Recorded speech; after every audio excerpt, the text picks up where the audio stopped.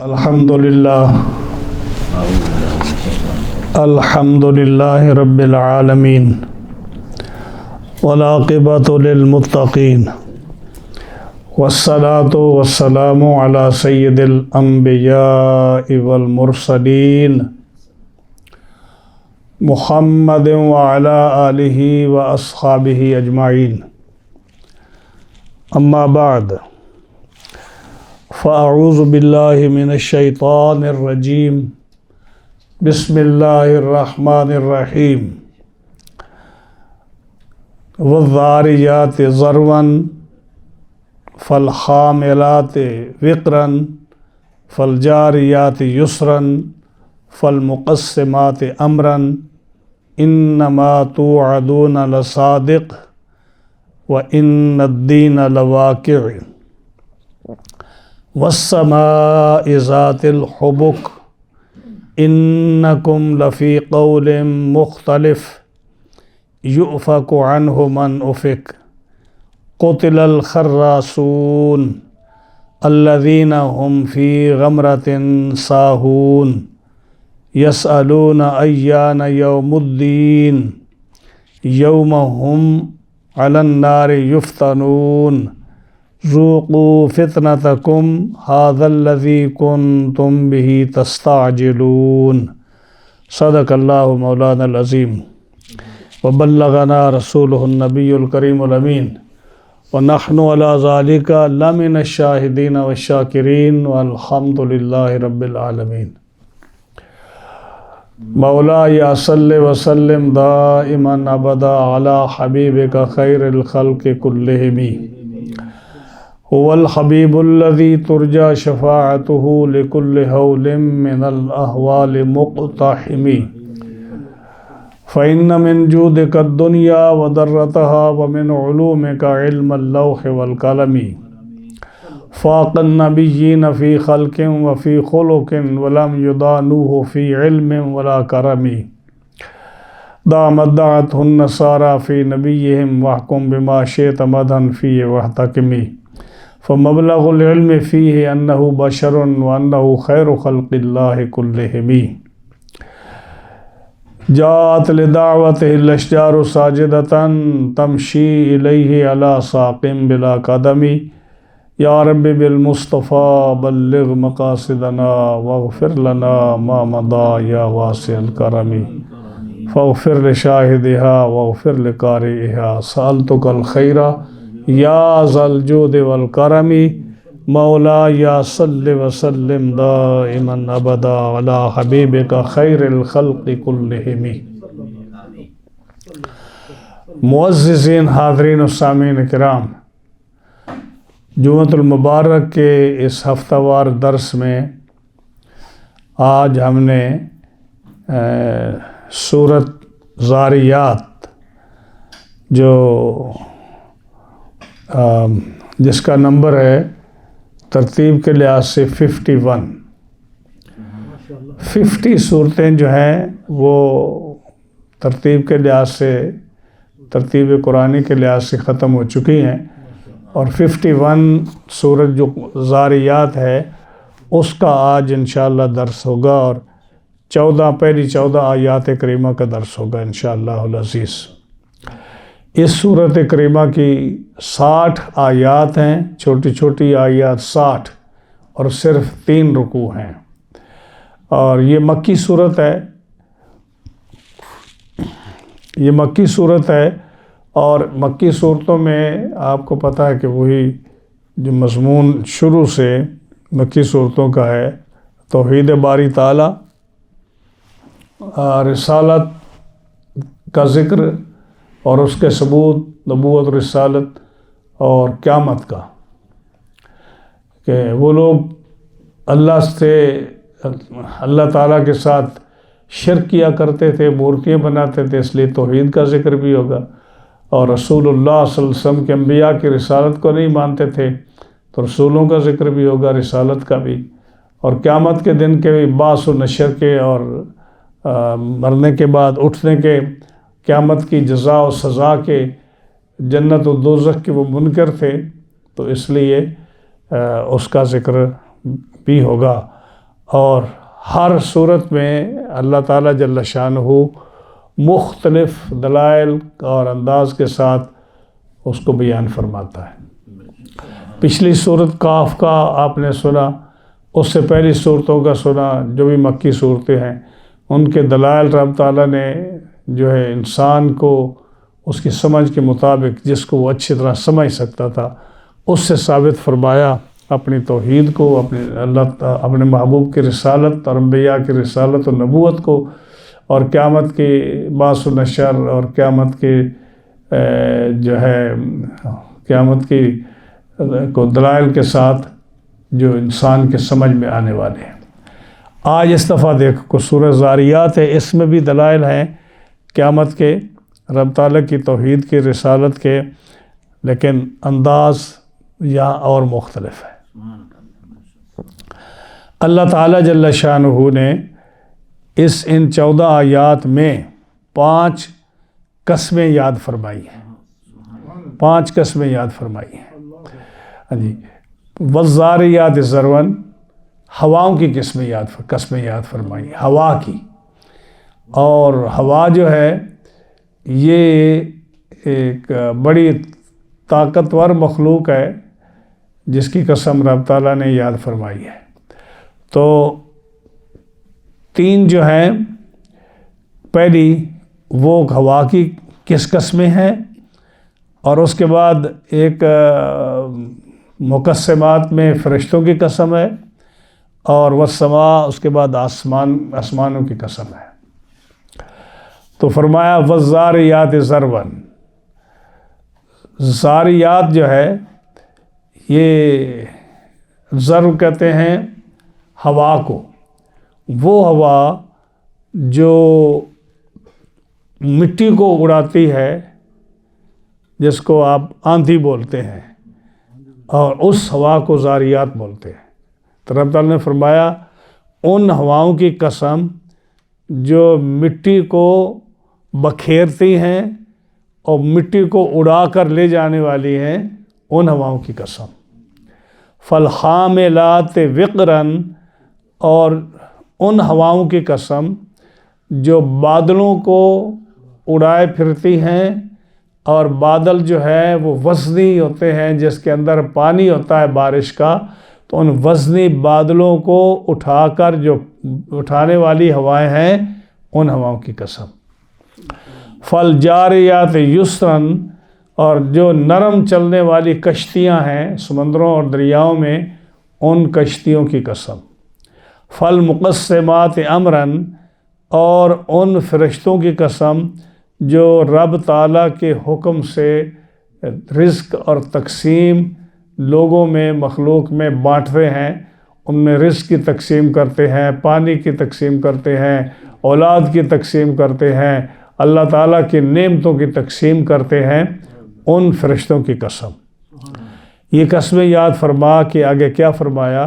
انما توعدون لصادق، بے شک جس کا تم سے وعدہ کیا گیا ہے، جس کا تم سے وعدہ کیا جاتا ہے، ہاں جی، وہ ان الدین لواقع، وہ بے شک انصاف کا دن، قیامت کا دن ضرور واقع ہونے والا ہے۔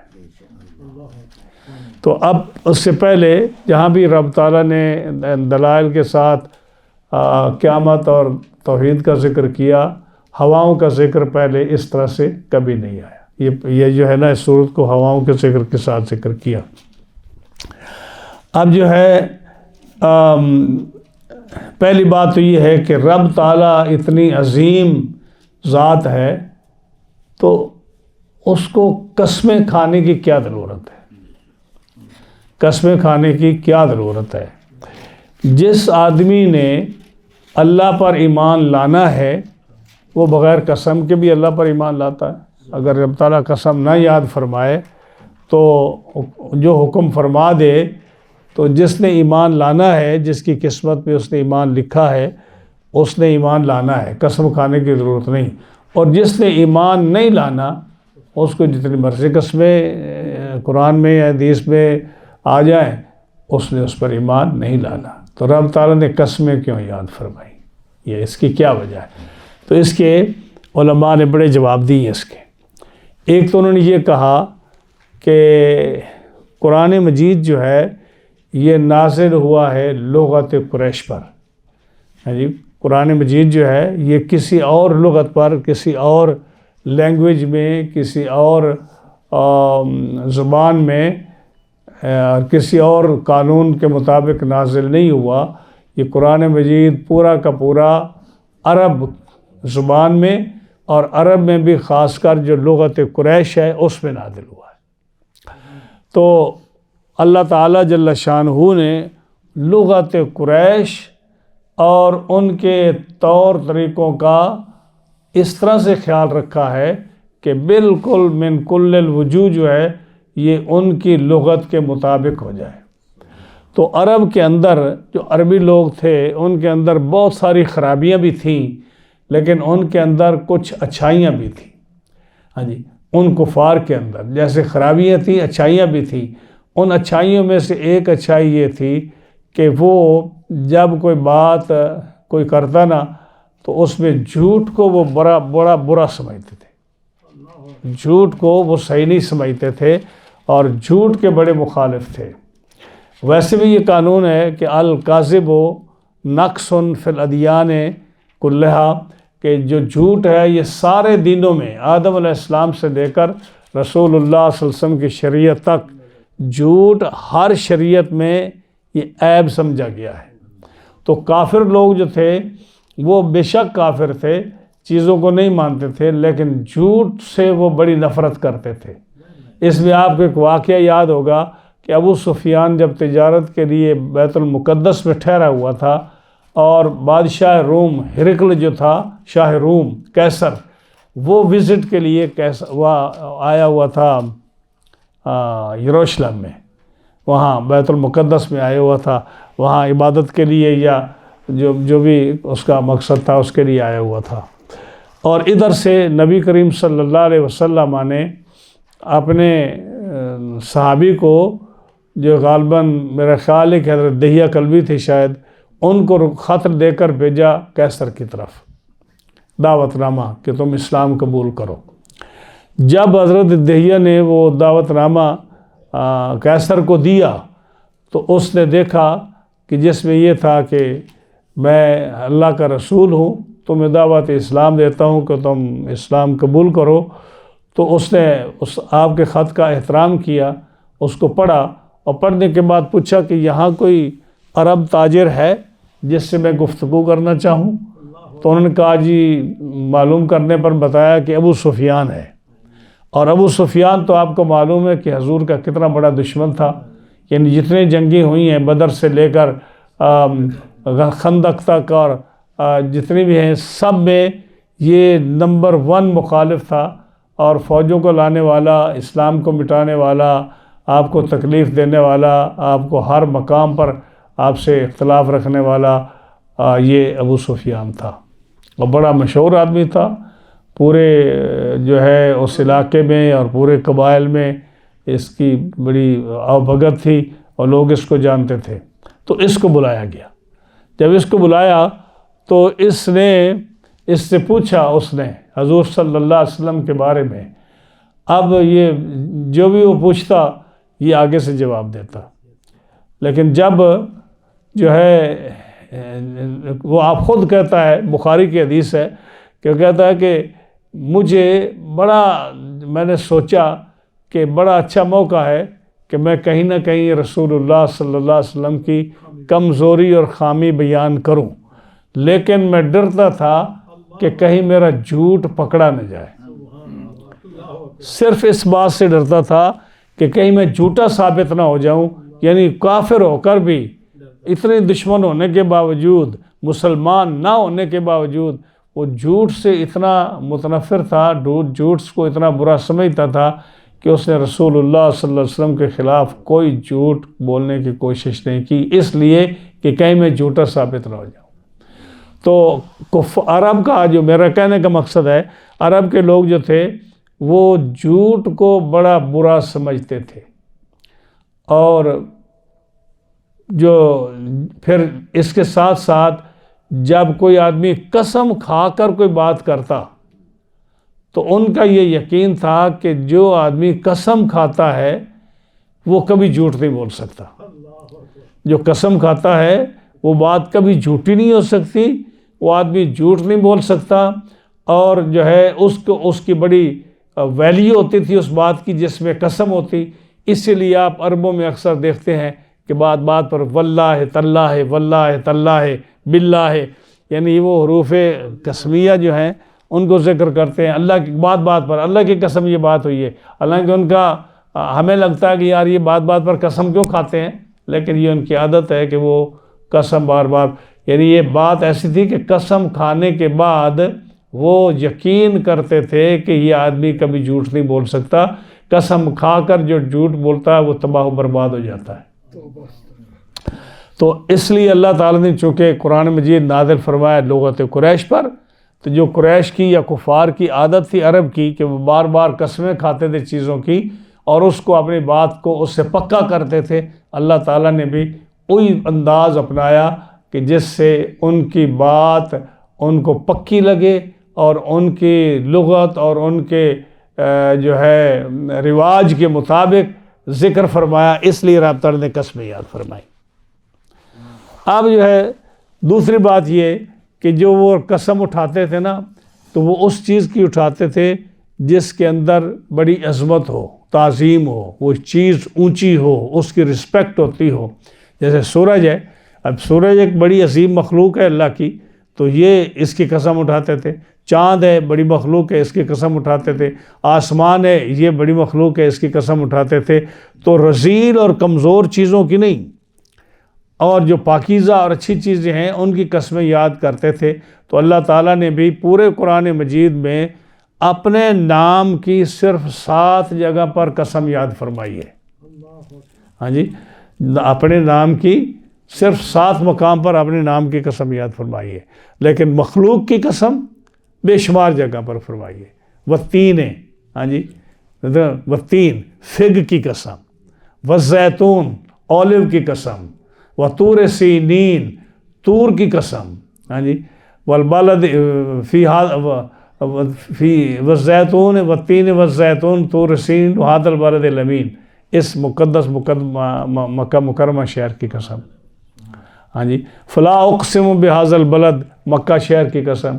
ہاں جی، والشمس وضحاہا سورج کی قسم، چاند کی قسم، یہاں ہوا کی قسم، اور وہ ہوا جو آندھی کی طرح چلتی ہے اس ہوا کی قسم، جو بادلوں کو اٹھائے پھرتی ہے اس ہوا کی قسم، ان کشتیوں کی قسم جو آسانی سے چیزیں لے کر سمندر اور دریاؤں میں آرام روانی سے چلتی ہیں، چونکہ وہ بھی ہواؤں سے چلتی ہیں. پرانے زمانے میں جو تھی وہ بھی ہواؤں سے چلتی تھی، ان کے اوپر بادوان لگے ہوتے تھے کپڑے، اور ہوا جو ہے اس کا رخ کی طرف وہ پھیر دیتے تو کشتیاں چلتی تھیں.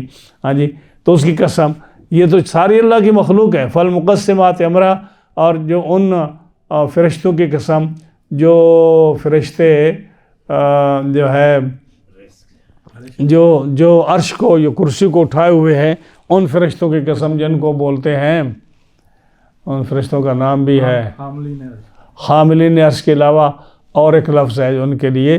تو ان فرشتوں کی قسم وہ 4 فرشتے ہیں، یعنی کروبین. تو ان کے لیے جو ہے نا ان کے فرشتوں کی قسم رب تعالیٰ نے یاد فرمائی. اب جو ہے پھر یہ خیال آتا ہے کہ رب تعالیٰ نے تو اپنی مخلوق کو اللہ کی قسم کے علاوہ مخلوق کی قسم یاد کرنے سے منع فرمایا ہے. اللہ تعالیٰ نے یہ جو ہے نا، جو لوگ کہتے ہیں جی مجھے چاند کی قسم، سورج کی قسم، مجھے میرے ماں باپ کی قسم، میرے فلاں شیخ کی قسم، فلاں، یہ مخلوق کی قسموں سے رب تعالیٰ نے منع فرمایا کہ یہ قسم نہیں اٹھائیں، صرف اللہ کی قسم یاد کریں. تو پھر جب اللہ نے منع فرمایا کہ مخلوق کی قسموں کو نہ کرو تو پھر خود مخلوق کی قسمیں کیوں یاد فرماتا ہے؟ ہاں جی، تو اس کا جواب بھی جو ہے نا مفسرین نے بڑا خوبصورت جواب دیا ہے. ان فرمایا کہ یہاں جہاں بھی یہ مخلوق کا ذکر آتا ہے نا تو وہاں جو ہے اس کا مضاف معذوف ہے، یعنی چھپا ہوا ہے. جیسے والشمس ہے نا، والشمس ہاں جی، تو وہ شمس میں معنی کیا ہے کہ سورج کی قسم، تو اصل عبارت کیا ہے؟ رب الشمس، کہ شمس کے رب کی قسم، قمر میں چاند کی قسم، تو یہاں جو ہے یہاں بھی رب کا لفظ معصوف ہے، رب القمر، یعنی چاند کے رب کی قسم، تو گویا کہ یہاں مخلوق کی قسم نہیں ہے، اصل میں جو ہے یہ رب کی قسم ہے، تو مضاف کو معزوف کیا اور مضاف الیہ کو ذکر کیا، تو اس لیے جو ہے نا یہاں بھی زاریات میں بھی اسی طرح ہے کہ وہ زاریات ذرون میں کہ یہاں بھی موصوف جو ہے معزوف ہے اور صفت کو موصوف کے قائم مقام ذکر کیا گیا ہے۔ کیا معنی کیا ہے؟ والریاح الزاریات ذرون، جو ہوائیں چلنے والی ہیں، جو اڑانے والی ہیں مٹی کی، ان کی قسم، تو یہ اس سے مراد آندھی ہے۔ حضرت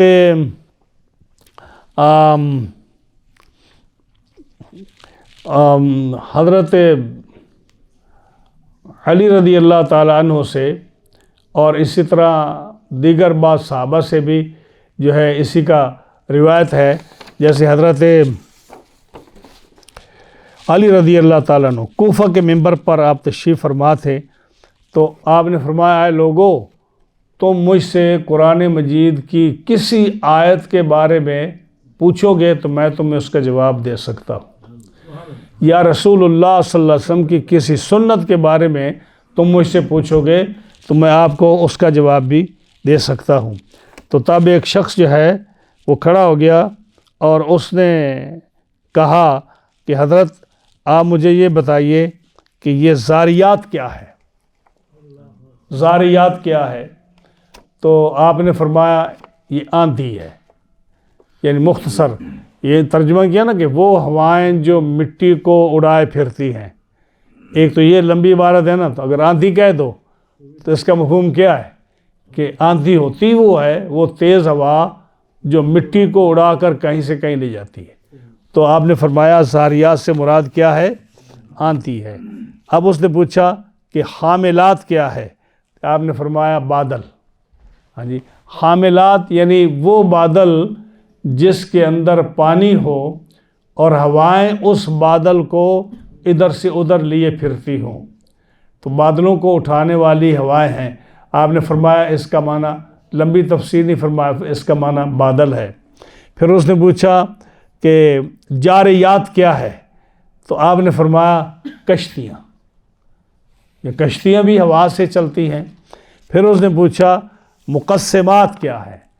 تو آپ نے فرمایا فرشتے، یعنی وہ فرشتے جو اللہ کی عطا اور نعمتیں لوگوں میں تقسیم کرتے ہیں، جس کا دوسرا نام جو ہے آگے آ گیا غالباً 30ویں یا 29ویں پارے میں، جہاں تک فالمدبرات امرا، مدبرات جو ہیں وہ بھی یہی فرشتے ہیں جو مقسمات جن کو ذکر کیا گیا ہے۔ ہاں جی، کہ وہ فرشتے جو ہے نا، یعنی مقربین جو قربین فرشتے ہیں عرش کو اٹھانے والے، یا وہ مراد ہے، یا اس سے مراد علماء نے لکھا 4 فرشتے، جبرائیل، میکائیل، اسرافیل و عزرائیل، ان کے ذمہ رب تعالیٰ نے لگایا ہے کہ یہ جو ہے نا مخلوق میں چیزیں تقسیم کریں۔ جیسے مشہور ہے کہ حضرت میکائیل علیہ السلام لوگوں میں رزق تقسیم کرتے ہیں، یا بارش جو ہے یہ تقسیم کرتے ہیں کہ آج بارش یہاں ہوگی، کل وہاں ہوگی، پرسوں وہاں ہوگی۔ تو یہ بارش جو مختلف علاقوں میں ہوتی ہے، تو یہ فرشتوں کے حوالے ہے کہ وہ فرشتے اپنے اللہ کے حکم کے مطابق وہ جو ہے اس کو لیے پھرتے ہیں۔ یا رزق کی تقسیم ہوتی ہے تو فرشتوں کے ذمہ ہے کہ وہ تقسیم کرتے ہیں، یا جتنے بھی اللہ کی نعمتیں ہیں۔ اس میں ہمارے سامنے ایک مثال قرآن مجید فرقان حمید سے ہے کہ جب جبریل امین آئے حضرت مریم کے پاس، حضرت مریم کے پاس جبریل آئے تو انہوں نے کیا کہا؟ لِأَهَبَ لَكِ غُلَامًا زَكِيًّا، کہ میں آپ کو ایک ستھرا بیٹا دینے والا ہوں۔ تو بیٹا کون دیتا ہے؟ بیٹا تو رب دیتا ہے نا، لیکن یہاں دیکھو کہ قرآن مجید صاف کہہ رہا ہے کہ جبریل نے کہا میں دینے والا ہوں بیٹا۔ ہاں، تو اب یہ جو تقسیم ہے کہ جی جبریل یہ تقسیم کرتے ہیں، میکائیل یہ تقسیم کرتے ہیں، اسرافیل یہ تقسیم کرتے ہیں، اسرائیل یہ تقسیم کرتے ہیں. یہ ساری چیزیں جو ہیں یہ اصل میں تو ہے عطا فرمانے والا کون ہے؟ رب ہے. لیکن چونکہ تقسیم وہ کرتے ہیں، سبب وہ بنتے ہیں، اس لیے ان کا نام لیا جاتا ہے کہ یہ چیز مجھے جبریل کے ذریعے ملی ہے، یہ میکائیل کے ذریعے ملی ہے. جس مقسمات امرہ قرآن کی آیت ہے، اس کا تو کوئی بھی انکار نہیں کر سکتا، مدبرات امرہ کا انکار نہیں کر سکتا، اور جو ہے نا مقسمات امرہ کا کوئی انکار نہیں کر سکتا. تو جن کی طرف نسبت کر دی جائے ان کا نام آ جاتا ہے. لیکن یاد رکھیے حقیقتاً کیا ہے کہ دینے والا اللہ تعالیٰ ہے. اسی طرح یہ جو مشہور ہے کہ فلاں بزرگ نے مجھے یہ چیز دی، ہاں جی، یا کہتے ہو، میں ایک اور مثال دیتا ہوں، یہ عربی کی مثال ہے بڑی مشہور فنون ادب میں اور اس میں بلاغت اور فصاحت میں، مختصر معنی اور ان کتابوں میں یہ بڑی مثال آتی ہے کہ انبت الربیع البقلہ. انبت الربیع البقلہ، انبت معنی اگایا، ربیع نے موسم بہار نے سبزی کو، یعنی جب یہ سردی پڑتی ہے تو ہر چیز خشک ہو جاتی ہے، پتے خشک ہو جاتے ہیں، سبزیاں خشک ہو جاتی ہیں. تو جب موسم بہار آتا ہے تو ہر چیز اپنے آپ کھل اٹھتی ہے نا، سبز ہو جاتی ہے. تو اس کے لیے کہتے ہیں انبت الربیع البقلہ، کہ جو ہی موسم بہار آیا اس نے پورے علاقے کو سرسبز کر دیا. اور علاقے کو سبز کون کرتا ہے؟ قرآن مجید نے جگہ کی جگہ پہ آپ دیکھتے ہیں کہ وہ اللہ ہے جس نے آسمان سے بارش کو برسایا اور اس نے زمین کو زندہ کیا. تو اصل میں زمین کو زندہ کرنے والا، سبزی کو اگانے والا، سرسبز کرنے والا، درختوں کے پتے اگانے والا کون ہے؟ اللہ ہے. لیکن یہ ساری کتابوں میں یہ مثال مشہور ہے انبت الربیع البقلہ، کہ موسم بہار آیا اور اس نے پوری زمین کو سرسبز کر دیا. اب کبھی آپ نے سوچا کہ یہ شرکیہ جملہ ہے؟ کیونکہ ہر ایک کو پتہ ہے کہ اگانے والا تو اللہ کی ذات ہے، لیکن یہ جو ہے نا نسبت اس کی طرف کر دی گئی ہے. جیسے کہتے ہیں بارش آئی، دیکھو جی بارش نے آ کر رنگ لگا دیا، بارش آئی اس نے کھیتیاں اگا دی، بارش آئی اس نے درختوں کو پتوں کو سرسبز کر دیا. کوئی بھی نہیں کہتا کہ یہ آپ نے شرک کیوں کیا. ہاں جی، کیونکہ بارش کی طرف جو نسبت ہے یہ حقیقت میں اللہ کی طرف نسبت ہے کہ اسی ذات نے سارے کام کیے ہیں، یہ صرف اسباب ہیں. ہاں جی، یہ صرف اسباب ہیں. اور اگر یہ کہا جائے کہ جی رسول اللہ صلی اللہ علیہ وسلم نے ہدایت دی، تو اس کا مطلب یہ نہیں کہ رسول اللہ صلی اللہ علیہ وسلم خالق ہدایت ہے. ہدایت کا خالق تو اللہ ہے، ہدایت کا خالق تو اللہ ہے. لیکن رسول اللہ صلی اللہ علیہ وسلم کو بھی قرآن نے کیا فرمایا؟ وَإِنَّكَ لَتَهْدِي إِلَىٰ صِرَاطٍ مُسْتَقِيمٍ. ہاں جی، کہ رسول اللہ صلی اللہ علیہ وسلم ہدایت دینے والے ہیں صراط مستقیم کی طرف. تو کیا معنی کرو گے؟ یہاں بھی یہی معنی کرو گے کہ ہدایت کا خالق اللہ ہے، لیکن اس کا سبب رسول اللہ صلی اللہ علیہ وسلم ہے. مسلم شریف کی حدیث ہے جس میں حضرت ابو ہریرہ کی والدہ جو تھی مسلمان نہیں تھی اور حضور کو برا بھلا کہتی تھی، تو حضور کی بارگاہ میں اکثر جا کر شکایت کرتے کہ آپ میری والدہ کے لیے دعا کریں، میں بڑا تنگ ہوں. آپ نے ایک دفعہ ہاتھ اٹھا دی اور ابو ہریرہ دوڑ پڑے گھر. آپ ابھی دعا مانگنی شروع کی اور ابو ہریرہ دوڑ کر گھر چلے گئے. کیوں؟ کس نے پوچھا کیوں دوڑتے ہو؟ کہتے میں اس لیے دوڑتا ہوں، دیکھتا ہوں کہ رسول اللہ صلی اللہ علیہ وسلم کی دعا پہلے پہنچتی ہے یا میں پہلے گھر پہنچتا ہوں. جب گھر پہنچے تو غسل کا پانی باہر گھر سے باہر نکل رہا تھا. دروازہ ناک کیا تو انہوں نے پوچھا کون؟ کہا ابو ہریرہ. تو ماں کہتی ہے کہ ٹھہر جا دروازے پر، میں غسل کر رہی ہوں، میں نے اسلام قبول کر لیا. ہاں جی، تو اب یہ کیا ہے؟ اب تو حضور نے ہاتھ اٹھائے.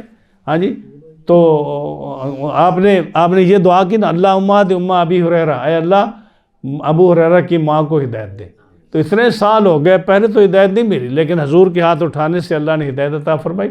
تو یہاں اگر کہہ دیں کہ حضور ہادی ہیں تو اس میں کوئی حرج نہیں ہے، کیونکہ کوئی بھی مسلمان یہ نہیں سمجھتا کہ مخلوق بھی کسی چیز کی خالق ہے.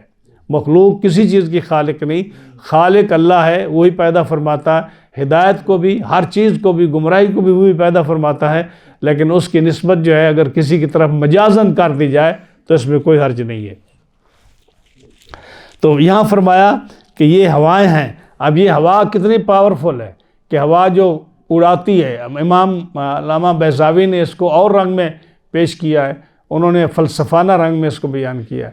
انہوں نے کہا کہ ہوائیں جو ہیں یہ گرد و غبار کو اڑاتی ہیں، وہ گرد و غبار کو اڑاتی ہیں، سمندر کی جو ہے تری اس کو اڑاتی ہیں، اور وہ اڑا کر اوپر لے جاتی ہیں۔ جب اوپر جاتی ہیں تو وہ بھاپ بن جاتی ہے، وہی بھاپ جو ہے پھر وہ بارش بن جاتی ہے، وہ بادل بن جاتے ہیں، اور بادل جو ہیں اس کے اندر پھر جو ہے بارش آ جاتی ہے، وہی بارش برستی ہے، اور وہ فرشتوں کی طرف نسبت ہو جاتی ہے کہ فرشتے اس کو لیے پھرتے ہیں، بارش کہیں برستی ہے۔ تو فلسفہ اور سائنس تو یہی کہتی ہے نا کہ بھاپ اوپر جاتی ہے اور وہ جا کر بارش بنتی ہے۔ لیکن ایک حدیث پاک میں آیا کہ جو ہے نا ہوا جو بادل جو ہیں یہ چھاننی ہے، کیا بولتے ہیں اس کو، اسکریننگ، جو اسکرین کرتی ہے، چھاننی بولتے ہیں اس کو، یہ چھاننی ہے، اور اصل میں بارش آتی ہے آسمانوں سے، بارش آتی ہے آسمانوں سے، اور بادل جو ہیں اس کے لیے یہ چھاننی کی طرح اسکرین کرتی ہے اس کو، اور اس سے جو ہے نا پھر بارش نیچے اترتی ہے۔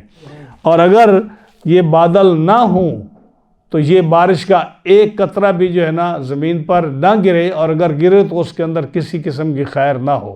تو رب تعالیٰ جل شانہ نے بادلوں کو نشانی بنایا، حالانکہ بادل جو ہیں اس کے اندر پانی نہیں ہوتا، اس کے اندر پانی نہیں ہوتا۔ آپ سفر کرتے ہیں پہلے تو اتنا اندازہ نہیں ہوتا تھا، اب جب آپ جہاز میں بیٹھتے ہیں تو بادلوں کے اندر آپ جب جہاز میں چلتے ہیں تو آپ کو کہیں پانی نظر نہیں آتا، لیکن جب آپ زمین پر ہوتے ہیں تو جہاں بادل ہوتا ہے اتنی تیز بارش ہوتی ہے کہ فلڈ آ جاتے ہیں، لیکن بادلوں میں پانی جب اوپر جائے تو نہیں آتا۔ تو اس کا کیا مطلب ہے کہ جیسے کہ وہ ایک بزرگ کا روایت ہے، وہ فرماتے ہیں خالد بن معدان فرماتے ہیں، یہ تفسیر روح البیان میں ہے کہ جنت میں ایک درخت ہے جس کے پھل جو ہیں وہ بادل ہیں۔ جنت میں ایک درخت ہے، اس کے دو پھل ہیں، ایک سفید بادل، ایک سیاہ بادل۔ سفید بادل جو ہے وہ بارش سے خالی ہوتا ہے، اس کے اندر بارش نہیں ہوتی، اور وہ اس کو کچا پھل کہتے ہیں۔ جیسے کچا پھل ہوتا ہے نا تو اس کا کوئی ذائقہ نہیں ہوتا، اس کو کوئی کھاتا نہیں ہے، تو بادل کچا پھل ہے اس درخت کا۔ اور سیاہ بادل جو ہے یہ پکا پھل ہے، اس کے اندر پانی ہوتا ہے، اور اس لیے آپ دیکھو کہ کالی گھٹا آتی ہے، جب کالے بادل آتے ہیں تو کتنی بارش ہوتی ہے، حالانکہ کالے پانی بادلوں میں بھی جب جہاز گزرے تو پانی کہیں نظر نہیں آتا۔ تو اس لیے حضرت کعب رضی اللہ تعالیٰ عنہ فرماتے ہیں کہ بادل جو ہے بارش کی چھلنی ہے، اگر بادل نہ ہو تو بارش خراب ہو جائے اور زمین کو ایک قطرہ بھی نصیب نہ ہو۔ تو یہ قرآن بھی فرماتا ہے کہ ہم نے آسمانوں سے بارش نازل کی۔ تو آسمانوں سے بارش کا کیا مطلب ہے؟ تو یا تو بادل کو کہا گیا ہے کہ چونکہ آسمان اوپر ہے، بادل بھی اوپر ہے، اس لیے بادل کو آسمان کہہ دیا کہ بادلوں سے ہم نے پانی دیا، اور یا یہ ہے کہ حقیقتاً بارش اوپر سے آتی ہے اور بادل چھلنی کی طرح ہیں، اس کے نیچے سے پھر بارش برستی ہے۔ بہرحال ہوائیں جو ہے وہ مٹی کو بھی اڑا کر لے جاتی ہیں، بادلوں کو بھی ہوائیں لے جاتی ہیں۔ آپ دیکھتے ہیں کہ بادل جو کتنے باغے پھرتے ہیں تو ان کو ہوائیں لے جاتی ہیں۔ ہوا اتنی طاقتور چیز ہے، کشتیوں کو بھی ہوا چلاتی ہے، اور یہ ہوا اتنی مضبوط ہے کہ نبی کریم صلی اللہ تعالیٰ علیہ وسلم نے، آپ کی حدیث ہے حضرت جابر بن عبداللہ رضی اللہ تعالیٰ عنہ سے، ایک دفعہ سخت ہوا چل رہی تھی، ہم سفر میں تھے، تو اتنی سخت ہوا چلی کہ جو حضور کے ساتھ صحابی سواریوں پر تھے وہ سواریوں پر نہ بیٹھ سکے، کچھ نیچے گرے تیز ہوا کی وجہ سے، اور کچھ نیچے سواریوں سے نیچے اتر آئے، اتنی تیز سخت ہوا تھی۔ اور جب نیچے گرے اور انہوں نے بالکل سواریوں کو چھوڑ دیا تو نبی کریم صلی اللہ علیہ وسلم نے فرمایا ھذہ ریح ارسلت لموت المنافق، یہ جو ہوا تم دیکھ رہے ہو نا، مدینہ پاک سے آپ دور تھے، سفر میں تھے، فرمایا کہ یہ جو ہوا تم دیکھ رہے ہو یہ اتنی تیز چلائی گئی ہے ایک منافق کی موت کے لیے۔ ایک منافق جو ہے مدینہ پاک میں مر گیا ہے، وہ اتنا بڑا منافق ہے کہ اس کے مرنے کی وجہ سے اللہ نے یہ تیز ہوا چلائی ہے جس سے تم نیچے گر رہے ہو اور سواریوں پر تم سفر نہیں کر رہے۔ فقدمنا المدینہ تھا، جب ہم سفر سے واپس مدینہ منورہ میں آئے، فَإِذَا رَأْسٌ مِّن رُّؤُوسِ الْمُنَافِقِينَ قَدْ مَاتَ، تو جو سب سے بڑا منافق تھا نا، ہمیں پتہ چلا کہ وہ اس دن مرا ہے جس دن وہ ہوا چل رہی تھی۔ ہاں جی، تو یہ جو ہے یہ اللہ کی نشانیوں میں سے ایک نشانی ہے ہوا، جس کے مختلف انداز ہیں۔ آپ نے قرآن مجید میں بھی پڑھا ہوگا، حضرت سلیمان علیہ السلام جو تھے ان کو رب تعالیٰ نے فسخرنا لہ الریح، ان کے لیے اللہ تعالیٰ نے ہوا کو مسخر کر دیا تھا، اور وہ ہوا جو تھی وہ اتنی طاقتور ہوتی تھی کہ آپ جہاں اس کو فرماتے وہ آپ کو لیے پھرتی تھی، مہینے کا سفر ایک دن میں کر دیتی تھی، کبھی آپ شمال میں ہوتے کبھی جنوب میں ہوتے، اسی پر آپ کا تخت اڑتا، ہاں جی، اور وہ ہوا جو ہے آپ کے کنٹرول میں تھی۔ تو ہوا ویسے حدیث پاک میں بھی آیا کہ ہوا سب سے زیادہ طاقتور ہے۔ ہوائیں جو ہیں یہ 8 ہیں، ہوائیں 8 ہیں۔ حضرت عبداللہ بن عمر رضی اللہ تعالیٰ عنہما فرماتے ہیں کہ 8 ہوائیں ہیں، 4 جو ہیں وہ رحمت کی ہوائیں ہیں اور 4 عذاب کی ہوائیں ہیں۔ جو رحمت کی ہوائیں ہیں ان کا نام ہے ناشرات، یہ بھی قرآن مجید میں اس کا ذکر آتا ہے، احادیث میں بھی آتا ہے۔ ناشرات ایک ہوا، مبشرات یعنی خوشخبری دینے والی، دوسری زاریات جس کا یہ بھی ذکر ہے، وہ زاریات ذرون، یہ بھی رحمت کی ہوا ہے، اور چوتھی والمرسلات، مرسلات کا اس کا ذکر آگے قرآن مجید میں آئے گا سورۃ مرسلات میں۔ یہ 4 ہوائیں جو ہیں یہ رحمت کی ہوائیں ہیں، اور جو عذاب کی ہوائیں ہیں وہ بھی 4 ہیں۔ عاصفات اس کا ذکر بھی قرآن مجید میں آتا ہے، قاصف، سرسر جو قوم عاد پر سرسر آئی، اور عقیم یہ بھی کفار پر یہ 4 عذاب کی ہوائیں ہیں، 4 رحمت کی ہوائیں ہیں۔ بعض حضرات نے اس کو یہ اس طرح کر کے لکھا کہ ہوا جو ہے یہ جنت سے نکلتی ہے اور پھر دوزخ سے ہو کر دوزخ کے پاس سے ہو کر گزرتی ہے، دوزخ کے اوپر سے ہو کر گزرتی ہے، تو اس کے اندر جو خیر ہوتی ہے وہ جنت کا حصہ ہے، اور جو اس کے اندر تکلیف اور عذاب ہوتا ہے وہ جہنم کا حصہ ہوتا ہے، تو یہ ادھر سے آتی ہے۔ اور بھی بہت ساری انہوں نے ہوائیں ذکر کیا ہے جس کا ذکر عام کتابوں میں آپ بھی سنتے اور پڑھتے رہتے ہو۔ تو فرمایا قسم ہے ان ہواؤں کی جو مٹی کو بکھیر کر ان کو اڑا کر لے جانے والی ہیں، ان ہواؤں کی قسم۔ فالحاملات وقرن، اور ان بادلوں کی قسم جو بارش کو اٹھائے پھرتے ہیں اور پھر ہوا ان بادلوں کو لے جاتی ہے، ان کی قسم۔ بعض مقامات پر یہاں جو ہے نا والذاریات ذرون فالحاملات وقرن، حاملات سے مراد حمل والی عورتیں بھی ہیں، یعنی جیسے زاریات ذرون میں ہوائیں مٹی کو بکھیرتی ہیں، اور حاملات میں ہوائیں جو ہیں یہ بادلوں کو بکھیرتی ہیں اور بارش کو لے جاتی ہیں، بکھیرتی ہیں، اسی طرح اس کے بعض مفسرین نے یہ ترجمہ کیا ہے کہ یہاں سے وہ عورتیں مراد ہیں جن کے حمل ہوتے ہیں اور بچے پیدا کرتی ہیں۔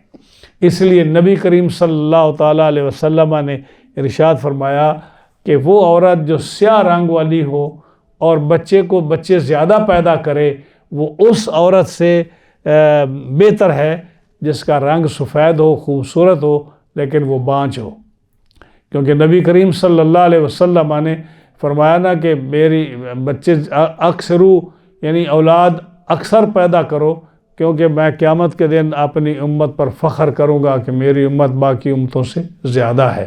تو اس لیے آپ نے فرمایا کہ اگر عورت، عام طور پر یہ مسئلہ اس لیے ذکر کیا کہ لوگ سفید عورت کو پسند کرتے ہیں، خوبصورت کو پسند کرتے ہیں، اور جو سیاہ فام ہوتے ہیں ان سے تھوڑا پیچھے ہٹتے ہیں، لیکن آپ نے فرمایا کہ وہ سیاہ فام عورت جو بچے زیادہ پیدا کرے وہ عورت بہتر ہے اس سفید فام عورت سے جو بانجھ ہو۔ ہاں جی، اور اس کے اندر ایک اشارہ جو صوفیاء نے لکھا ہے وہ یہ ہے کہ آپ کی حدیث کا مطلب جو ہے کوئی آدمی اس کو جو ہے اپنے خیال سے سوچے گا، لیکن آپ نے اشارہ اس طرف کیا کہ اللہ کے نزدیک جو ہے اللہ تعالیٰ نے بے شمار پتھر پیدا فرمائے، اس میں عقیق پیدا فرمایا، اس میں جو ہے یہ سنگ مرمر پیدا فرمایا، اس میں سنگ موسیٰ پیدا فرمایا، یہ کتنی قسمیں ہیں پتھروں کی، ایک سے بڑھ کر ایک ہے، لیکن حجر اسود ہی پتھر ہے، تو حجر اسود کالا ہے یہ سفید ہے، تو جیسے حجر اسود سیاہ ہو کر سارے پتھروں کا سردار ہے اور اس کی لوگ عزت کرتے ہیں، احترام کرتے ہیں اور اس کو چومتے ہیں، اسی طرح کیوں؟ اس لیے کہ وہ فیض زیادہ پہنچاتا ہے۔ تو فرمایا کہ اگر عورت سیاہ بھی ہو اور اس کے اندر خیر ہو تو وہ ان سے بہتر ہے جن کو آپ پسند کریں یا جس کو مخلوق پسند کرے۔ آپ کا اشارہ اس طرف بھی تھا کہ دیکھنا یہ چاہیے کہ خیر کس میں ہے، نہ اس کے رنگ کی طرف جایا جائے۔ اسی طرح فرمایا، بعض صوفیاء نے فرمایا کہ انسان کی دو قسمیں ہیں، ایک ہے قسم جو ولی کامل ہے، انسان کامل، جس کو انسان کامل بولتے ہیں۔ انسان کامل کون ہے؟ جو اللہ کا ولی ہے، اللہ کا نبی ہے۔ اور ایک ہے انسان ناقص، جو اسلام سے دور ہے، مذہب سے دور ہے، اللہ کے ذکر سے دور ہے، وہ انسان ناقص ہے۔ تو فرمایا کہ ان کی مثال ایسی ہے کہ انسان کامل اسم مصدر کی طرح ہے، اور جو ہے انسان ناقص وہ اسم جامد کی طرح ہے۔ آپ نے تو صرف پڑھی ہے نا کہ اسم جامد وہ ہوتا ہے، یعنی اسم کی 3 قسمیں ہیں۔ یہ اسم جامد وہ ہوتا ہے جس سے نہ کوئی فعل نکلے، نہ کوئی اسم اس سے نکلے، اور نہ وہ کسی سے نکلا ہو، یعنی اس سے نہ کوئی آگے نکلے، نہ وہ کسی سے نکلے۔ تو یہ ناقص وہ ہوتا ہے انسان ناقص، کافر اور مشرک، جس سے کسی کو کوئی فائدہ نہ پہنچے، نہ اس سے کوئی فائدہ لے سکے، نہ وہ کسی سے فائدہ لے سکے، یہ مقصد ہے۔ اور انسان کامل وہ ہے جو اسم مصدر کی طرح ہے، کہ اس میں مصدر وہ ہے جس سے 12 چیزیں نکلتی ہیں۔ ماضی اس سے نکلتا ہے، مضارع اس سے نکلتا ہے، اسم فاعل اس سے نکلتا ہے، اسم مفعول اس سے نکلتا ہے، جاد اس سے نکلتا ہے، نفی اس سے نکلتا ہے، امر اس سے نکلتا ہے، نہی اس سے نکلتا ہے، اسم زمان اس سے نکلتا ہے، اسم مکان اس سے نکلتا ہے، اسم تفضیل اس سے نکلتا ہے۔ ہاں جی، تو فرمایا کہ انسان کامل وہ ہے جس سے لوگ فائدہ حاصل کریں اور وہ بھی فائدہ حاصل کریں۔ انسان ناقص وہ ہے جو اس میں جامد کی طرح ہے، جو کسی سے فائدہ حاصل نہ کرے، وہ اترا ہوتا ہے۔ تو بہرحال قرآن مجید جو ہے، جس طرح نبی کریم علیہ السلام نے فرمایا، یہ 7 لغتوں پر اترا ہے، اس کے 7 میننگ ہیں قرآن مجید کے۔ ہم تو ایک ہی نہیں سمجھ سکے، تو باقی جو ہے وہ کون سمجھے گا؟ تو یہ سارے اتنی ڈیپ چیزیں ہیں کہ جس کو رب تعالیٰ نے علم اور عقل اور سمجھ دی ہے، وہی اس کو سمجھ سکتا ہے، اس کی گہرائی کو۔ اس لیے اس کے ولی جو ہیں اور علماء جو ہیں اور جو اللہ کے نیک بندے ہیں، وہ اس کی اصل معانی جو گہرائی ہے اس کی طرف جاتے ہیں۔ انبیاء علیہ السلام، رسول اللہ صلی اللہ علیہ وسلم اور صحابہ کرام اس کے معنی کتنے گہرائی میں جا کر نکالتے تھے۔ اس لیے حضرت عبداللہ بن عباس نے کہا کہ اگر میرا اونٹ گم ہو جائے، میرے اونٹ کی نکیل گم ہو جائے، تو میں اس کو قرآن سے تلاش کر سکتا ہوں۔ اب بتائیے کہ قرآن میں اونٹ کی نکیل کہاں ہے کہیں ذکر؟ نکیل کا ذکر کہیں نہیں ہے، لیکن عبداللہ بن عباس جو رئیس المفسرین ہیں، صحابی رسول ہیں، وہ فرماتے ہیں کہ اگر میرے اونٹ کی نکیل گم ہو جائے، میں اس کو قرآن سے تلاش کر سکتا ہوں۔ حضرت علی رضی اللہ تعالیٰ عنہ فرماتے ہیں، جمیع العلم فی القرآن لیکن تکاثر عنہ افہام الرجال، کہ دنیا کے سارے علوم قرآن مجید کے اندر موجود ہیں، لیکن انسان کی عقل ان کے حاصل کرنے سے قاصر ہے۔ ہاں جی، تو جب دیکھیں یہ ہے کہ جس کو اللہ تعالیٰ نے علم دیا ہے، وہ قرآن مجید سے سارے مسائل اخذ کر سکتا ہے، قرآن مجید سے سارے مسائل حل کر سکتا ہے۔ میں نے ایک بزرگ ہمارے مولانا غلام محمد گوٹوی رحمۃ اللہ علیہ، یہ ملتان سے جن کی طرف گوٹوی ہے، جب بہاولپور میں قادیانیوں کا مقدمہ چلا، تو جج کے سامنے جج نے پوچھا کہ آپ جو ہے کے پاس ختم نبوت پر دلیل ہے؟ آپ فرماتے ہیں قرآن مجید کی 6666 آیت ہے، میں ہر آیت سے حضور کی ختم نبوت ثابت کر سکتا ہوں۔ ہم نے کتابیں پڑھی، یہ 40 آیتیں ہیں ختم نبوت کی، 10 آیتیں ہیں، 15 آیتیں ہیں، اتنی آیتیں، لیکن جن کے پاس علم تھا وہ کہتے ہیں ہم قرآن کی ہر آیت سے ختم نبوت ثابت کر سکتے ہیں۔ تو یہ قرآن مجید وہ ہے جس کے پاس جتنا علم ہے اتنی ہی اس کی وہ گہرائی ہے اور سوچ ہے، اور وہ معلوم کر سکتا ہے۔ اگر آپ مفسرین کی تفاسیر پڑھیں تو آپ حیران رہ جائیں کہ انہوں نے کتنے نقطے بیان کیے ہیں قرآن مجید کو سمجھانے کے لیے اور اس کے سمجھنے کے لیے۔ تو کیا فرمایا کہ ان ہواؤں کی قسم جو مٹی اڑانے والی ہیں، ان بادلوں کی قسم جو پانی سے بھرے ہوئے بادل ہیں بارش والے، اور ان کو ہوائیں لیے پھرتی ہیں، اور جو کشتیاں ہیں، یہ بھی اللہ کی نعمت ہے کہ کشتیاں ایک ملک سے دوسرے ملک میں سامان لے کے جاتی ہیں. آج بھی دیکھ لو کہ جن ملکوں کے ساتھ سمندر لگا ہوا ہے وہ اپنے آپ کو کتنا خوش قسمت سمجھتے ہیں کہ جن کے جہاں ان کا جو ہے وہ کیا بولتے ہیں جہاں دریا کا جہاں پورٹ جو ہے ہاں جی جہاں شپ آ کر لگتے ہیں تو وہ ان کی آمدنی کتنی ہے, ان کی کتنی ویلیو ہے, اور جن کے پاس سمندر نہیں ہے وہ اپنے آپ کو کتنا محروم سمجھتے ہیں. رشیا کتنا بڑا ملک ہے لیکن چونکہ اس کے پاس کوئی ایسا جگہ نہیں ہے جہاں گرم پانی اس کو ملے, وہاں ان کے جہاز آئیں, اور وہ اپنے آپ کو بالکل منجمد سمندر میں جکڑا ہوا ہے اور اس تلاش میں ہے کہ ہمیں کو گرم پانی ملے. کیوں؟ اس لیے کہ اتنی بڑی نعمت ہے یہ. اور جب آپ شپ کریں کوئی چیز اور ایک آپ بائی ایئر بھیجیں تو کون سا سستا پڑتا ہے؟ وہ جو آپ شپ کرتے ہیں اس کو, جو شپوں کے ذریعے آتی ہے چیز. تو یہ اللہ کی نعمت ہے. اس لیے قرآن مجید نے کئی ایک مقامات پر جو اپنی نعمت کا اظہار فرمایا تو کشتیوں کا اظہار فرمایا. وَالْفُلْكِ الَّتِي تَجْرِي فِي الْبَحْرِ, کہ وہ کشتیاں جو سمندر میں چلتی ہیں تمہارے رزق کا سبب ہیں, تمہاری ترقی کا سبب ہیں. یہاں قسم یاد فرمائی فَالْجَارِيَاتِ يُسْرًا, کشتیوں کی قسم جو نرم نرم چلتی ہیں اور وہ ہوا کے ذریعے سے وہ چلتی ہیں.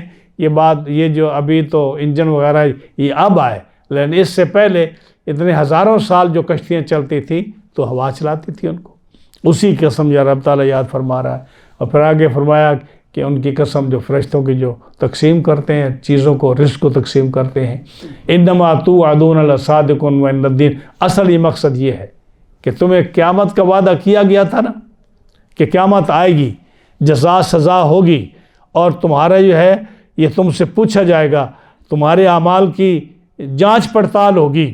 تو فرمایا ان الدین لواقع, یہ چیز واقع ہونے والی ہے, یہ چیز واقع ہونے والی ہے, یعنی قیامت جو ہے یہ واقع ہونے والی ہے. آگے پھر آپ قسم آسمان کی یاد فرمائی. والسماء ذات الحبک, قسم ہے آسمان کی جو آرائش والا ہے. حبک, حبک کے کئی معنی ہیں. حبک جو ہے ہا با کاف, اس کے 7 معنی ہیں جو علماء نے بیان فرمائے ہیں. اس کا ایک معنی یہ ہے کہ خوبصورت, مزین, اس آسمان کی قسم جو خوبصورت ہے. تو آسمان کتنا خوبصورت ہے, ستاروں سے مزین ہے, ستارے چاند اس میں ہیں.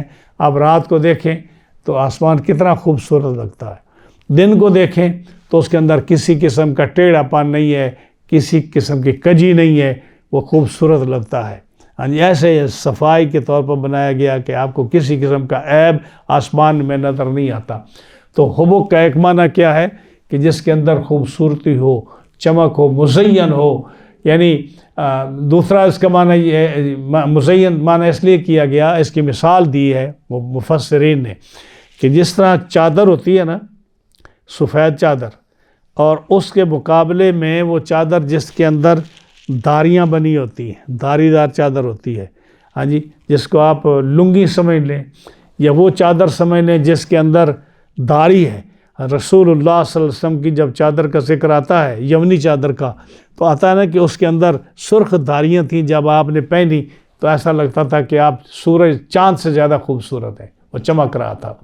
تو جیسے کپڑے کی تعریف کی گئی کہ جس کے اندر ڈیزائن بنے ہوں, جس کے اندر داریاں بنی ہوں, سرخ لکیریں ہوں, سبز لکیریں ہوں, تو وہ چادر جو ہے نا کپڑا, اس کو خوبصورت کہا جاتا ہے.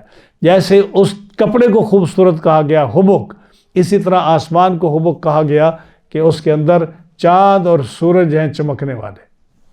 ایک معنی یہ ہے. ایک معنی اس کا یہ ہے کہ جو ہے ایسے آسمان کی قسم جو رستوں والا ہے. رستوں سے کیا مراد ہے کہ جو ستارے ہیں یہ آسمان میں چلتے ہیں, اصل میں چلتے تو ہیں افلاک میں. یہ بھی ایک فلسفیانہ بات ہے کہ کوئی یہ نہ کہے کہ میں کہتا ہوں کہ آسمان میں چلتے ہیں.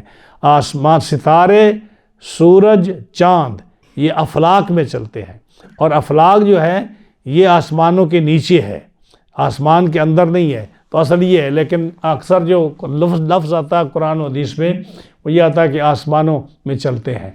تو اس کا مطلب یہ کہ رستے بنے ہوئے ہیں کہ سورج اس رستے سے جائے گا. آپ دیکھو کہ گرمیوں میں ایک رستے سے جاتا ہے, سردی میں دوسرے رستے جاتا ہے. ہاں جی, ہر روز اس کا رستہ تبدیل ہوتا ہے. اسی لیے سورج کے لیے 360 مشرق ہے, 360 مغرب ہے. چاہے وہ ایک ہمیں تھوڑا تھوڑا حصہ جو ہے وہ آگے چلتا ہے, لیکن ہر روز نئی جگہ سے طلوع ہوتا ہے, نئی جگہ سے غروب ہوتا ہے. تو یہ سارے رستے اس کے. اسی طرح چاند چلتا ہے, وہ 28 دن جو ہے وہ چلتا ہے, طلوع ہوتا ہے, غروب ہوتا ہے, اس کا ایک اپنا رستہ ہے. ستارے مدار میں چلتے ہیں, ان کا اپنا رستہ ہے. تو فرمایا قسم ہے اس آسمان کی جو رستوں والا ہے, مختلف رستوں والا. تیسرا ترجمہ اس کا یہ کیا کہ آسمان ہے جس کے اس آسمان کی قسم جس میں تہیں بنی ہوئی ہیں. اس کی مثال ہم آپ کو دیتے ہیں کہ جب آپ ریت کے ٹیلے کو دیکھیں, جن آدمی نے ریت کے ٹیلے دیکھے ہیں, جب ہوا چلتی ہے تو اس کے اندر اس میں لہریں پیدا ہوتی ہیں. جیسے سیڑھیاں بنی ہوتی ہیں نا, تو بالکل سیڑھیاں تو نہیں ہوتی, لیکن اس کے اندر اونچائی نچائی پھر اس طرح کر کے تو لہریں بنی ہوتی ہیں. یا آپ سمندر کے کنارے, دریا کے کنارے کھڑے ہوں, جب ہوا چلتی ہے تو آپ کو دریا کے اندر بھی وہ لہریں نظر آئیں گی, تھوڑا نیچے اوپر نیچے اوپر نیچے اوپر, تو وہ خوبصورت لگتی ہے. ریت کے پہاڑ بھی اور پانی بھی. تو فرمایا آسمان میں بھی اسی طرح جیسے ریت پر لہریں ہیں, آسمان کے نیچے بھی لہریں ہیں, لیکن وہ ہمیں دور ہونے کی وجہ سے وہ ہمیں نظر نہیں آتے. تو فرمایا اس آسمان کی قسم جو لہروں والا ہے. یا اس کا ترجمہ یہ کیا کہ اس آسمان کی قسم جو بڑا مضبوط ہے. جس قرآن مجید نے بھی اس کو کہا کہ آسمان جو ہے یہ بہت مضبوط ہے, مضبوط بنا ہوا ہے. ہاں جی, اسی طرح اس کا ایک معنی ہے کہ گھنگریالے بال جس طرح ہوتے ہیں, جس کے بال آدمی کے بال گھنگریالے ہوتے ہیں, اس کے اندر بھی لہریں ہوتی ہیں اس طرح کر کے. تو فرمایا یہ آسمان کی تعریف کی کہ آسمان ایسا ہے جو ذات حبک ہے. اس کی قسم. بات کیا کی قسم کھانے کے بعد؟ قسم ہے آسمان کی جو خوبصورت ہے, مزین ہے, لہروں والا ہے, چاند ستاروں سے مزین ہے, خوبصورت ہے, مضبوط ہے. اس سارے ترجمے کرنے کے بعد فرمایا انکم لفی قول مختلف. تم لوگ جو ہو نا, تمہاری ایک بات نہیں, ہر بات میں تمہارا اختلاف ہے. اختلاف کیسے؟ کیونکہ یہ قریش کو رب تعالیٰ فرما رہا ہے کہ تم ہر بات میں مختلف ہو. کبھی کہتے ہو کہ قرآن جو ہے یہ اللہ کی کتاب نہیں ہے, کبھی کہتے ہو یہ کسی جادوگر کا لکھا ہوا ہے, کبھی کہتے ہو یہ کسی ساحر کا بنا ہوا ہے, کسی کہتے ہو کہ کسی مجنون کا بنا ہوا ہے, کبھی کہتے ہو کہ یہ کسی اور سے سیکھا ہوا ہے, یہ کہیں سے چوری کیا ہوا ہے. یا اسی طرح رسول اللہ صلی اللہ علیہ وسلم کے بارے میں کہتے ہو, کبھی کہتے ہو کہ یہ شاعر ہے, کبھی کہتے ہو یہ مجنون ہے, کبھی کہتے ہو کہ یہ اللہ کا رسول نہیں ہے, کبھی کہتے ہو کہ یہ جو ہے نا ان کے مختلف آپ ان کے نام لیتے ہو, اور ان کی جو ہے ان کی تعریف میں تم بخیل ہو, تم مختلف الزام ان پر لگاتے ہو رسول اللہ صلی اللہ علیہ وسلم کی ذات پر. یہ فرمایا کہ انکم لفی قسم آسمان کی جو مزین ہے, انکم لفی قول مختلف, تمہاری ہر بات میں اختلاف ہے, تمہاری کوئی بات بھی سچی نہیں ہے, تم کوئی بات بھی صحیح کہنے والے نہیں ہو. یہ فرمایا آپ نے اس کا ذکر کرنے کے ساتھ. ہاں جی, یہی فرمایا کہ کبھی کہتے ہو یہ کاہن ہے, یعنی جیسے نجومی سن کر جنوں سے بات کرتے ہیں, یہ بھی کاہن ہے الیاذ باللہ. کبھی کہتے ہو کہ یہ مفتری ہے, یہ سچ بات نہیں کر رہا, جس کو تم صادق اور امین پہلے کہتے تو اب تم اس کو مفتری کہتے ہو. اور کبھی تم ان کو کہتے ہو کہ یہ کبھی حشر و نشر کی نفی کرتے ہو کہ کوئی قیامت نہیں ہے, یہ کوئی سچی بات نہیں ہے. ہاں جی, کبھی قرآن کی نفی کرتے ہو, کبھی رسالت کی نفی کرتے ہو. تو کہا کہ تم جو ہے نا لفی قول مختلف, تمہارے قول مختلف ہیں. یؤفک عنہ من افک, یؤفک عنہ من افک. فرمایا کہ قرآن سے وہی اوندھا کیا جاتا ہے، یعنی اوندھا اس کا منہ نیچے کیا جاتا ہے، ہدایت سے اس کا منہ پھیرا جاتا ہے، من و فک جس کو ازل سے رب تعالیٰ نے ہدایت سے خالی کر دیا۔ یہ تم جو آپ آج انکار کر رہے ہو نا رسول اللہ صلی اللہ علیہ وسلم کا، یا قرآن مجید کا انکار کر رہے ہو، یا اللہ تعالیٰ کی کتاب کا انکار کر رہے ہو، تو یہ آج نہیں تم کر رہے، ازل کے دن سے رب تعالیٰ نے تمہیں لکھ دیا کہ تم ہدایت سے آ رہی ہو۔ یوفق عنہ یعنی اوندھا کیا جاتا ہے یا اوندھا کیا گیا ہے وہ آدمی، ہدایت سے، رسالت سے، نبوت سے ہٹایا گیا ہے، عنہ من و فک جس کی تقدیر میں، قسمت میں اوندھا پن لکھ دیا گیا ہے۔ تو مطلب کیا کہ یہ کفار جتنے بھی ہیں ان میں جو ہدایت پر آتا ہے اس کے لیے اصل میں لکھ دیا گیا ہے کہ یہ فلاں سن میں فلاں وقت میں یہ ہدایت پہ آئے گا، کلمہ پڑھ کے مسلمان ہوگا۔ اور جن کے لیے جو ایمان نہیں لاتے اور مر جاتے ہیں گمراہی میں، کفر پر مر جاتے ہیں، ان پر آپ لاکھ ان کے سامنے قرآن کی آیتیں پڑھیں، حدیثیں پڑھیں، ان کو معجزات دکھائیں، جو مرضی کریں، چونکہ ان کی قسمت میں نہیں لکھا ہوا، اس لیے یوفق عنہ من افق، وہ اوندھے پھینکے گئے ہیں، ہدایت سے دور کیے گئے ہیں، ازل کے دن جیسے لکھ دیا گیا کہ یہ ہدایت پر نہیں آئیں گے۔ قتل الخراسون، یہ ایک قسم کی بد دعا ہے کفار کے لیے۔ خراس کہتے ہیں اٹکل، پچو، بغیر دلیل کے کوئی بات کرنے والا۔ جیسے کچھ آدمی تو ہوتے ہیں نا جو بات کرتے ہیں تو ان کے پاس کوئی دلیل ہوتی ہے، کہتے ہیں جی ہم اس چیز کو اس لیے نہیں مانتے کہ اس کے اندر یہ خرابی ہے، اس کے اندر یہ چیز ہے، کوئی دل لگتی بات ہو، عقل میں آتی ہو، انکار کرنے کا، اقرار کرنے کا جو بھی ہے۔ لیکن فرمایا یہ کافر ایسے ہیں، یہ خراس ہے، یہ ان کے پاس دلیل کوئی نہیں ہوتی، بس ایسے ہی اٹکل پچو سے چیزوں کا انکار کرتے ہیں۔ قرآن کا انکار کیا تو ایسے ہی ایک بات پھینک دی۔ بھائی یہ کیسے ہو سکتا ہے؟ ایک آدمی کو تم 40 سال امین اور صادق کہتے رہے، اور دوسرے دن جب اس نے قرآن کی آیت سنائی تو تم کہتے ہو کہ یہ الیاذ باللہ کاہن ہے، یہ شاعر ہے، یہ مجنون ہے۔ ہاں جی، یہ کیسے؟ تو کوئی دلیل ہے تمہارے پاس؟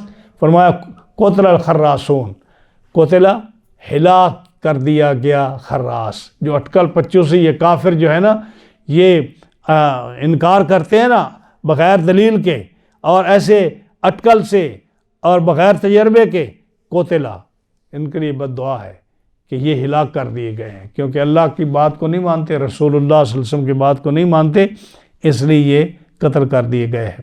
الذین هم فی غمرۃ ساہون، یہ وہ لوگ ہیں جو نشے میں بھولے ہوئے ہیں۔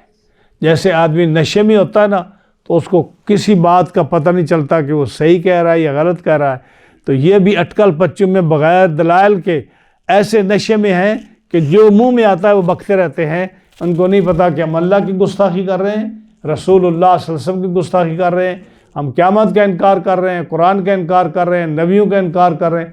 ان کو اس چیز کو جیسے نشے میں نشے کی حالت میں آدمی جو ہوتا ہے نا، جیسے وہ ہوتا ہے، یہ اسی طرح نشے کی حالت میں بھولے ہوئے ہیں۔ یسألون ایان یوم الدین، یہ پوچھتے ہیں انصاف کا دن کب ہوگا۔ کافر پوچھتے ہیں انصاف کا دن کب ہوگا۔ نبی کریم صلی اللہ علیہ وسلم جب قیامت سے اور حساب و کتاب سے ان کو ڈراتے تو وہ کیا کہتے؟ وہ کہتے یہ روز جو تم کہتے ہو قیامت آنے والی ہے، قیامت آنے والی ہے، وہ لے کیوں نہیں آتے تم؟ ہاں جی، وہ کہتے ہو کہ قیامت قریب ہے، ہاں جی، روز کہتے ہو قیامت قریب ہے، روز کہتے ہو کہ تمہیں جو ہے نا قیامت میں اللہ کے ہاں سامنا کرنا پڑے گا، کہتے ہیں لاؤ نا قیامت ہم دیکھیں کیا ہے۔ روز کہتے ہو قیامت ہے، ہم نے تو کبھی نہیں دیکھا، روز انتظار کرتے ہیں کب آئے گا قیامت کا دن، پوچھتے ہیں۔ یسألون ایان یوم الدین، وہ پوچھتے ہیں انصاف کا دن کب ہوگا۔ ہاں جی، انصاف کا دن، یعنی اتنی دلیری ان کی کہ قیامت کا دن جو ہے وہ اس کے لیے قرآن فرماتا ہے سورہ مزمل میں کہ اتنا اس کا ڈر ہوگا کہ جو بچہ دودھ پیتا بچہ ہوگا نا اس کے بال سفید ہو جائیں گے، اتنا ڈر ہوگا۔ یہ پہلے بال سفید نہیں ہوتے تھے، پہلے شروع میں جتنے بھی انبیاء گزرے ہیں جو لوگ بال سفید نہیں ہوتے تھے۔ سام بن نوح، حضرت نوح علیہ السلام کے صاحبزادے سام، جب ان کو حضرت عیسیٰ علیہ السلام نے زندہ کیا اور وہ زندہ ہوئے تو ان کا سر سفید ہو گیا۔ تو پوچھا کہ یہ سر آپ کا تو سفید کیسے ہو گیا؟ قیامت کے ڈر سے سفید ہو گیا۔ قیامت ایک ایسی ڈراؤنی چیز ہے قیامت۔ تو یہ جب اتنی ڈراؤنی چیز ہے جس سے بچے کا سر سفید ہو جائے، اس کا ذکر سنتے ہی مردے کا جو سر ہے وہ سفید ہو جائے، ایسی حالت ہو کہ جس کا ذکر قرآن مجید میں سورہ حج میں اور دیگر مقامات پر آتا ہے کہ عورتوں کے حمل گر جائے، یعنی اتنا اس کا ڈر اور اتنا خوف ہے اتنا۔ تو اس کو لیے یہ مذاق کرتے ہیں اور پوچھتے ہیں کہ اے محمد صلی اللہ علیہ وسلم، آپ روز قیامت کا ذکر کرتے ہو، قیامت آ رہی ہے قیامت آ رہی ہے، وہ کب آ رہی ہے بتاتے کیوں نہیں، آتی کیوں نہیں؟ ہم دیکھنا چاہتے ہیں کہ وہ کیا ہے، وہ لاؤ نا، ہم انتظار میں ہیں، ہم دیکھیں تو صحیح کیا ہے۔ یسألون ایان یوم الدین، پوچھتے ہیں انصاف کا دن کب ہوگا۔ اللہ فرماتا ہے ان کو کہو یوم ہم علی النار یفتنون، جس دن تم آگ پر تپائے جاؤ گے، یعنی آگ پر تم لٹکائے جاؤ گے نا جس دن، یہ جواب ہے۔ ان کو کہو کہ یہ قیامت کا دن وہ ہے جس دن تمہیں لٹکایا جائے گا۔ ہاں جی، یا جیسے پھانسی والے پوچھتا ہے نا کہ میرے پھانسی کا دن کب ہے، کب تاریخ ہے میری، ہاں جی، پتہ تو اس کو ہوتا ہے کہ میری تاریخ فلاں پھانسی کا دن ہے، پوچھتا ہے میرے پھانسی کا دن کب ہے، کہو اس کو جس دن تمہیں لٹکایا جائے گا وہ تیرا پھانسی کا دن ہے۔ ہاں جی، اسی طرح یہ بھی پوچھتے ہیں جی قیامت کب ہوگی، اللہ فرماتا ہے یوم ہم علی النار یفتنون، جس دن تم آگ پر تپائے جاؤ گے وہ تمہارا دن ہوگا۔ اور ذوقوا فتنتکم، اس دن تمہیں کہا جائے گا چکھو اپنا تپنا، یہ تمہارا عذاب جو ہے نا، جس عذاب میں تم پڑے ہو اور تمہیں یہ عذاب اور تکلیف ہو رہی ہے، چکھو اس کو، ذوقوا فتنتکم، چکھو اس عذاب کو، ھذا الذی کنتم بہ تستعجلون، یہی ہے وہ دن جس کی تمہیں جلدی تھی۔ پوچھتے تھے نا کب آنا ہے، ہر روز اگلے پیر بھی پوچھتے، پچھلے پیر بھی پوچھتے، جو ہی حضور نظر آتے پوچھتے قیامت کب آ رہی ہے۔ آپ کہتے تھے قیامت آنے والی ہے، کب آنے والی ہے؟ فرمایا جب تم لٹکائے جاؤ گے نا پھر فرشتے تم سے پوچھیں گے اس عذاب کو چکھو، اس فتنے کو چکھو، یہ وہ دن ہے جس دن تم انتظار کرتے تھے اور جس کا تم پوچھتے تھے، جس کی تمہیں جلدی تھی، یہ وہی دن ہے جس کے لیے تمہیں جو ہے یہ وہی دن ہے جس کی تمہیں جلدی تھی، جس کو تم دیکھنا چاہتے تھے۔ ہاں جی، تو جلدی کس میں؟ جلدی عذاب کے دن کی جلدی، ہاں جی، تو جلدی تو حق کی تلاش میں ہونی چاہیے، جلدی تو حق کی تلاش میں ہونی چاہیے، ہاں جی، اور حق کی تلاش میں بھی اتنی جلدی نہ کریں، اس کو بھی آرام سے ڈھونڈیں۔ ہاں جی، اگر جلدی مقصود ہے تو حق کی تلاش میں جلدی کریں، اور حق کی تلاش میں بھی حکم ہے کہ تم صبر سے کام لو۔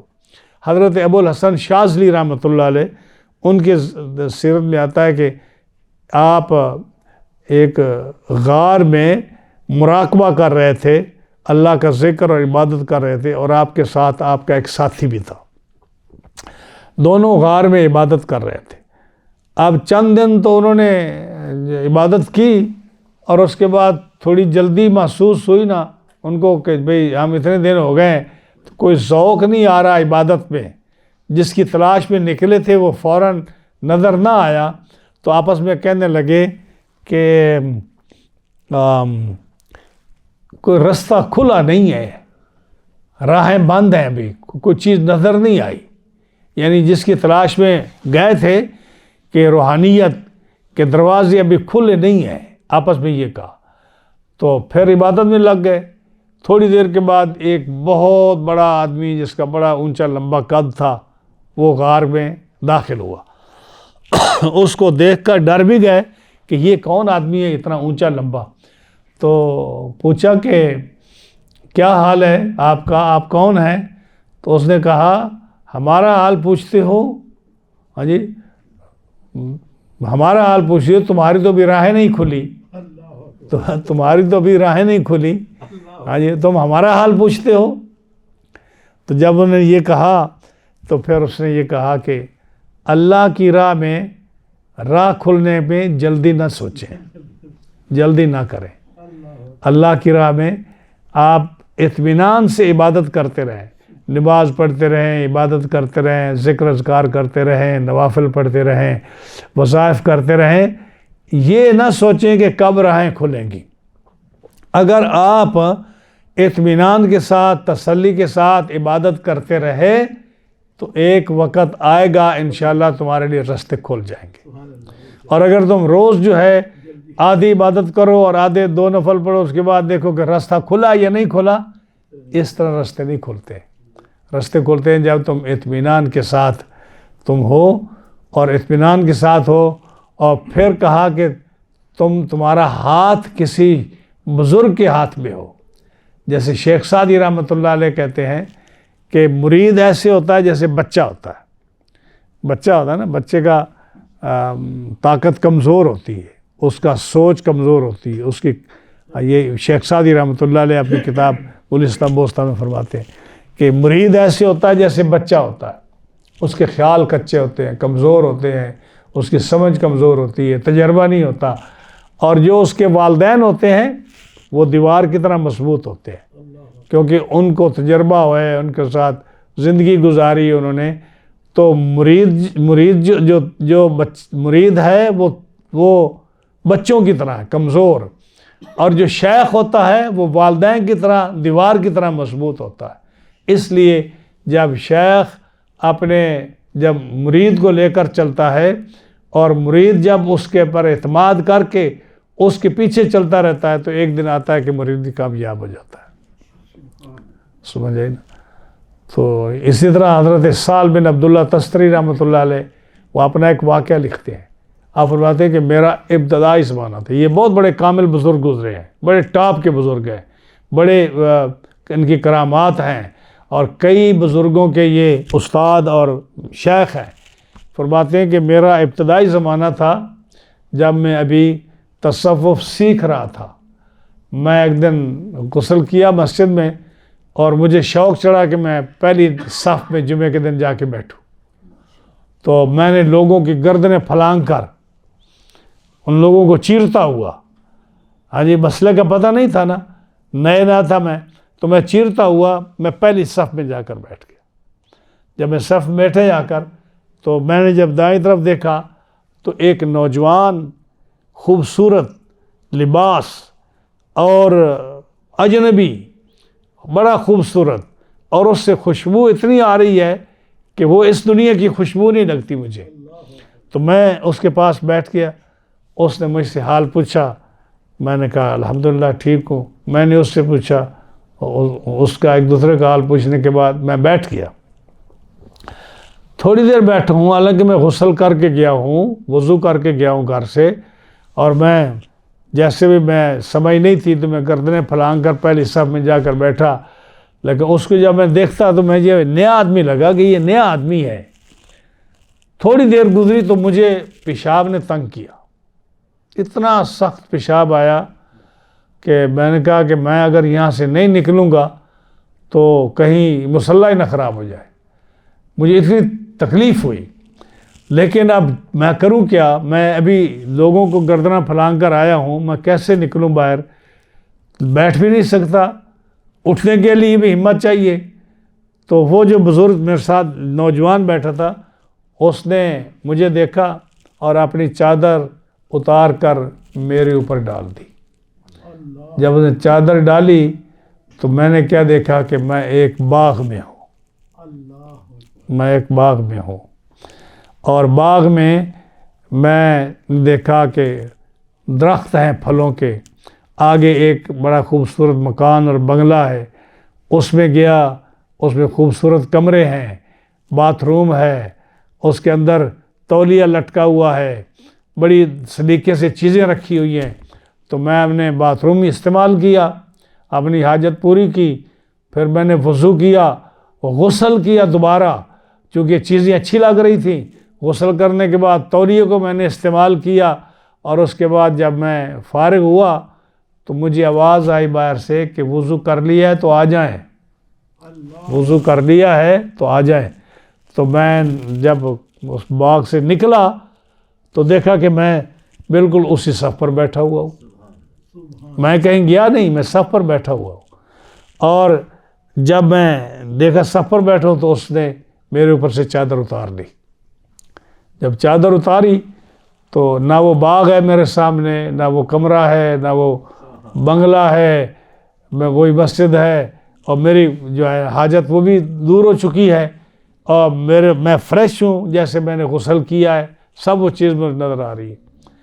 جمعہ پڑھنے کے بعد ہم دونوں باہر نکلے، میں اس کے ساتھ تھا۔ جب میں مسجد سے باہر قدم رکھا تو ہم اس باغ میں ہیں۔ وہ باغ مسجد کے پاس تو نہیں تھا، لیکن ہم اس باغ میں ہیں۔ باغ میں گیا تو وہی بنگلہ ہے، اور وہی جو ہے کمرہ ہے، وہی باتھ روم ہے، وہ تولیہ ہے جس کو میں نے غسل وضو کرنے کے بعد میں نے اپنے ہاتھ صاف کیے تھے، وہ تولیہ بھی ہے۔ ہاں جی۔ تو جب میں نے دیکھا تو میں حیران ہوا، تو وہ مجھے کہتے ہیں کہ حیران نہ ہو، کوشش جاری رکھو، کوشش جاری رکھو۔ جب تم حق کی تلاش میں ہو تو جس کی تلاش میں ہو، اگر اپنے خلوص کے ساتھ کنٹینیوسلی اس کو تلاش کرتے رہو گے تو ایک دن وہ مل جائے گا۔ ہاں جی۔ تو اب وہ سال تسری جو تھے یہ ان کا ابتدا ہے، لیکن آخر میں دیکھیں تو وہ کتنے بڑے بزرگ بنے، بڑا بلند مقام ہوا، صاحب کرامت بزرگ بنے۔ تو بات یہی ہے کہ 4 دن نماز پڑھنے کے بعد ہم یہ سوچیں کہ ہمارے چہرے پر نور نہیں آیا، تھوڑی عبادت کرنے کے بعد کہتے ہیں ہم سے کوئی کرامت نہیں سرزد ہوئی۔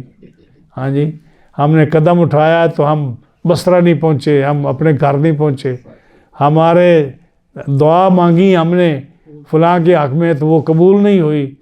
تو یہ چیزیں نہ سوچیں، حق کی تلاش میں صبر کے ساتھ، استقامت کے ساتھ آپ لگے رہیں، سچی عقیدت کے ساتھ لگے رہیں، عبادت کرتے رہیں، اپنے ذہن اور دل کو صاف رکھیں، حلال تو جو ہے طعام اس کو رکھیں، ذکر اذکار کرتے رہیں اور پاک صاف رہیں، تو جس کی تلاش تمہیں ہے ایک دن آئے گا وہ تمہیں مل جائے گی۔ اللہ تعالی ہم تمام کو قرآن فہمی کی توفیق عطا فرمائے اور خلوص کے ساتھ بارگاہ الہی میں عبادت کرنے کی توفیق عطا فرمائے۔